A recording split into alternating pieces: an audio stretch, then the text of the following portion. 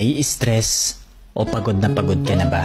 Gusto ko lang ipaalala sa'yo na kahit gaano ka ka-stress ngayon, wag na wag kang sumuko sa mga pangarap mo.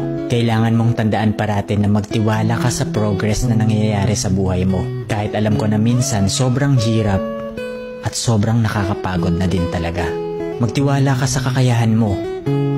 Ang dami mo nang nalagpasan na mga malalaking problema dati. Ngayon ka pa ba susuko? Patuloy ka lang na lumaban.